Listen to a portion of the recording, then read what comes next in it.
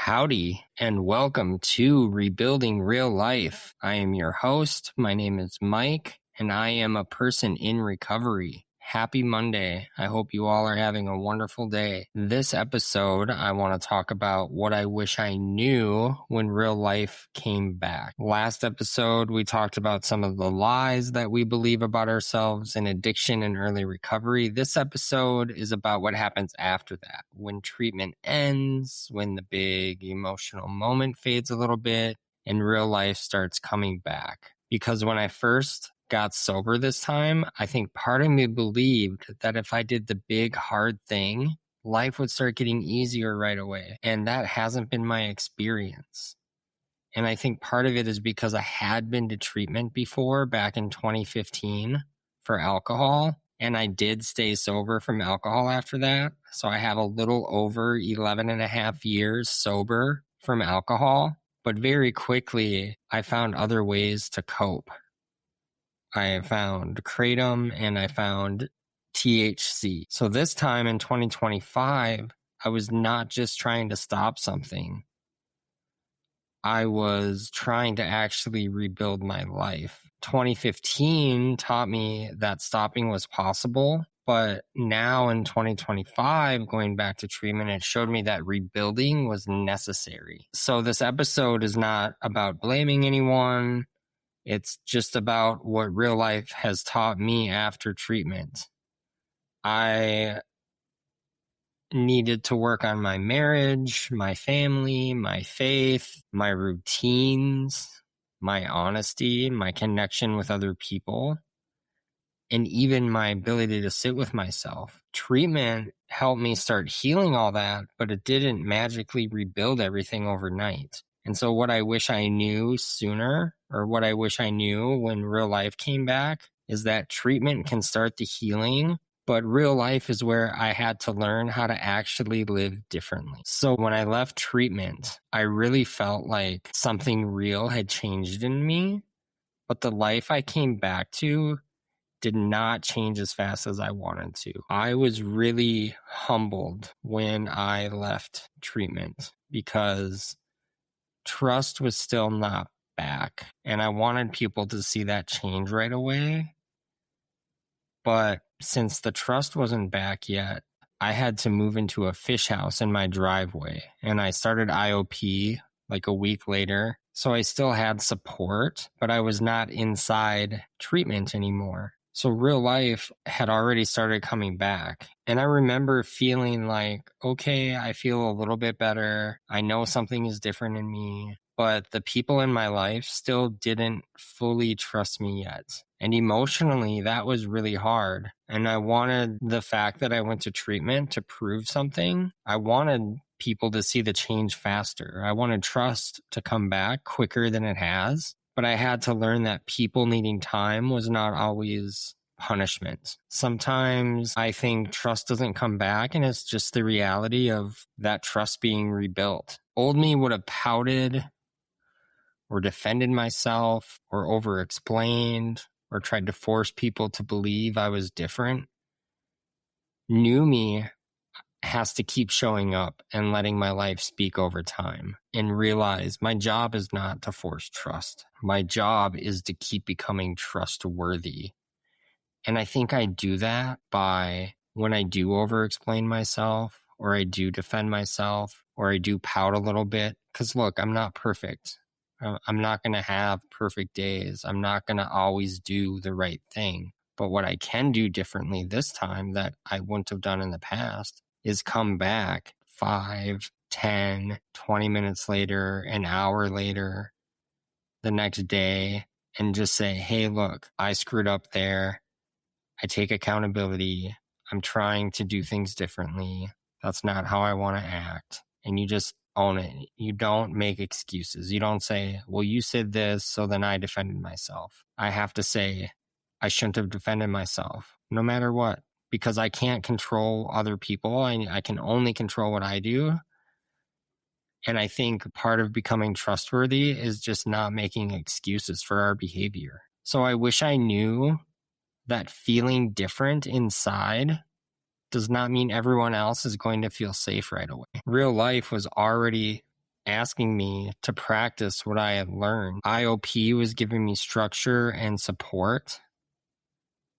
And starting IOP helped because it gave me that accountability and a place to keep working on my recovery. But it was different than being in treatment. I wasn't surrounded by recovery all day, every day anymore. And I was still dealing with my family, with marriage, with trust. I was working on my loneliness and my fear and all the normal stuff that does not pause just because I was trying to get better. Then after 40 some days of leaving treatment, I moved into my apartment and I was still in IOP, but now I'm living alone, and that made everything feel quieter and more real. And I remember thinking it was like, okay, wow, this is still happening. I still was not fully trusted. My marriage was not magically fixed. I still had to sit with myself and my thoughts. And that's where real life started teaching me humility. Not humility as weakness, but as something that I had to admit I couldn't rebuild everything by my own strength or on my own timeline or with my own understanding. And being alone wasn't always like this relapse level danger.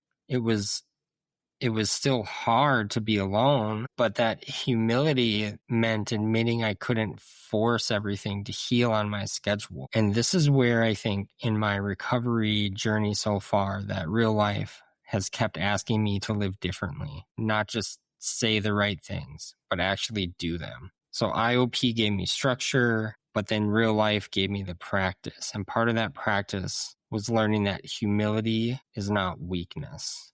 And I wish I knew that when real life came back, was that humility is not weakness. Another thing that surprised me was how hard it could be to reach out when I was struggling, even when I was not in some huge crisis. There were moments where I wasn't feeling like I was about to relapse, but I was having a hard time just being alone. And even saying something that simple felt hard.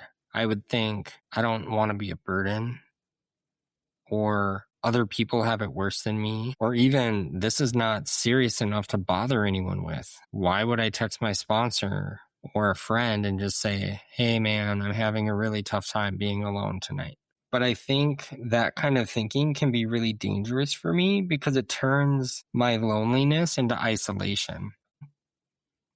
Because I'm feeling alone, or that loneliness is starting to really eat at me, if I don't reach out, then that turns into isolation. If I don't go to a meeting, then that's isolation. If I don't go grocery shopping or I don't run an errand that I'm supposed to run and I just sit here alone, that's isolation. And that's the difference for me of being alone versus isolation. So I've had to learn that reaching out doesn't have to mean everything is falling apart. Sometimes reaching out just means that I'm practicing connection and I'm making that connection part of my recovery structure. Sometimes it means I'm choosing honesty before the hard moment becomes heavier. Like honestly, reaching out to my sponsor when I'm just feeling a little lonely and just being honest about it, it kind of takes the weight off of it. And then I'm not just sitting in my head by myself. I'm saying, hey, I'm having a rough day.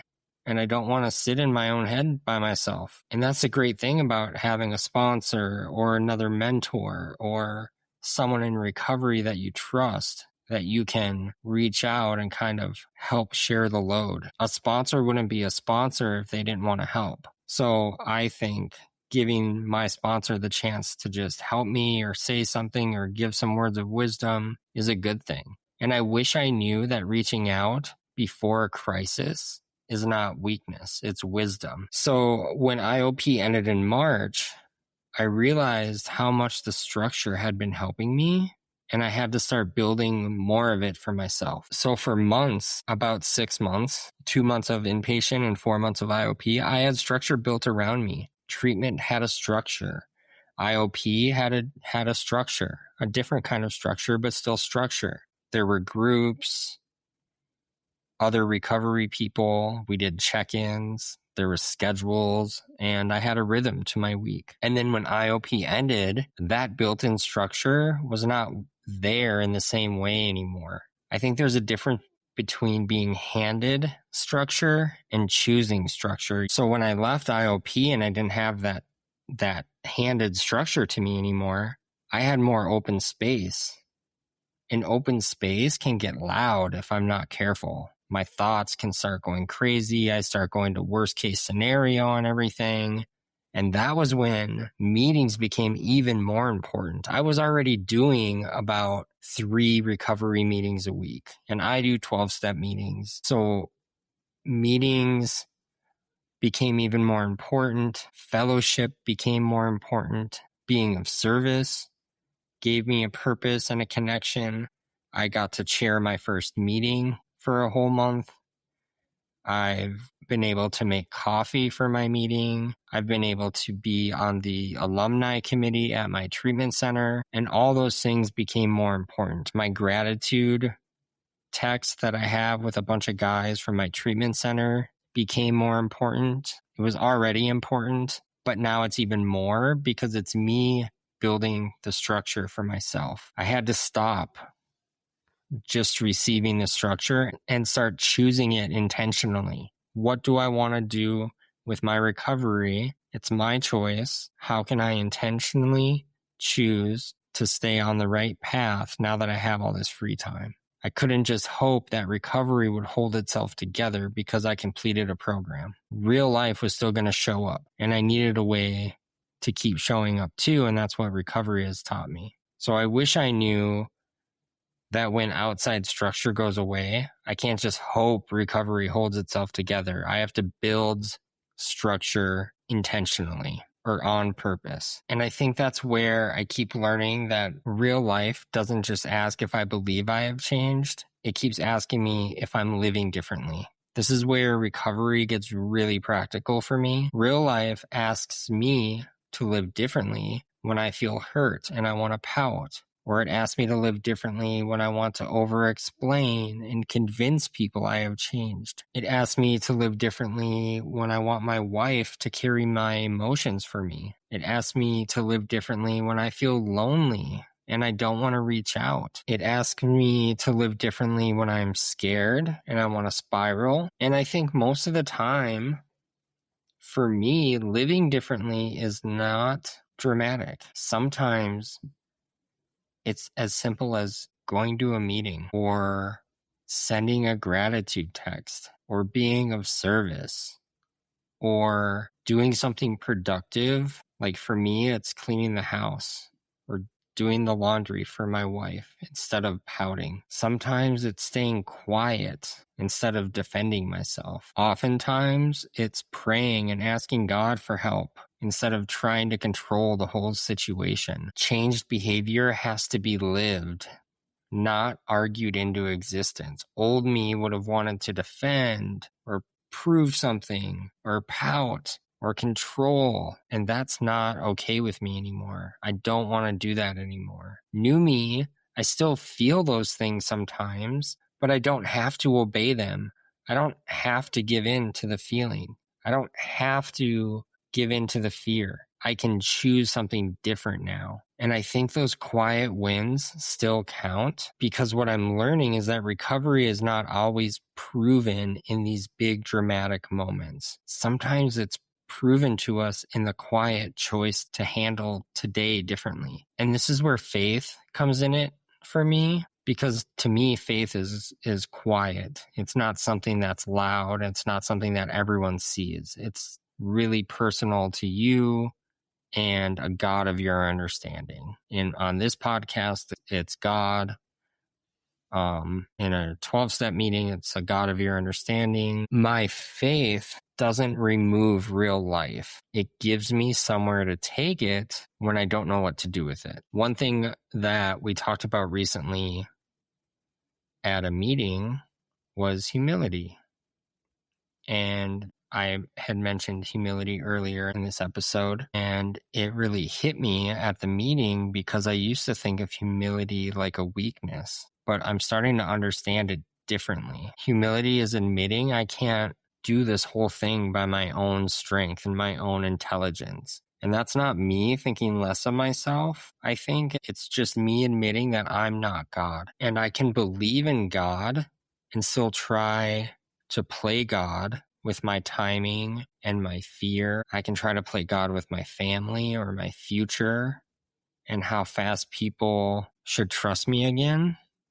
And that's where the self-reliance sneaks back in and the fear still shows up. And I think that's where prayer really helps when the fear gets loud, because usually when I'm afraid, it's about something with the future. And if I can trust in God's plan for me, then that usually takes away a lot of the fear that I have about the future or what could happen. And so I think when that fear gets loud, it's important to pray and like turn it over to God. Hurt still shows up. Uncertainty still shows up.